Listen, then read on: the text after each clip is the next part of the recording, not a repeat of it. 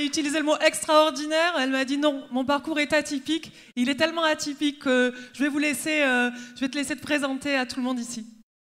Bonsoir à tous, je m'appelle Elina Dumont, pupille de l'État. À 18 ans, l'aide sociale à l'enfance me met à la rue. C'est toujours le cas en 2019. Je suis restée plus de 15 ans sans abri. Enfin, à 44 ans, j'ai eu mon premier studio de 19 mètres carrés. J'ai dû prouver qu'il fallait que je gagne 1800 € net par mois. Vous vous rendez compte un peu? Bon, bref.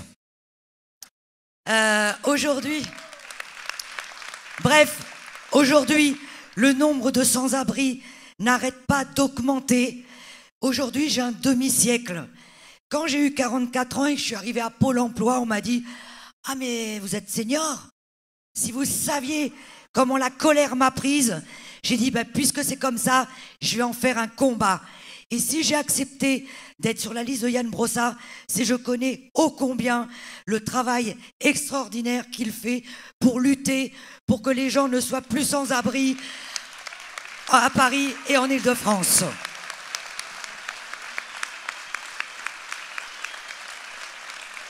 Et très rapidement, Elina, tu t'es engagée dans le mouvement des Gilets jaunes, que d'ailleurs tu as souhaité porter ce soir pour le meeting.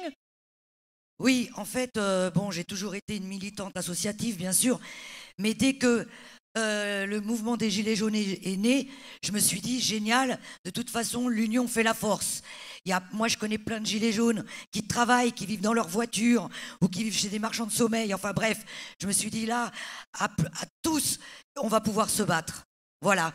Et être Gilet jaune ou pas, en tout cas, moi, je suis une fille qui n'y connaît rien en politique, je vous le dis, mais en tout cas, je peux être force de proposition, j'ai des vraies propositions, et demain, tout le monde peut avoir un toit.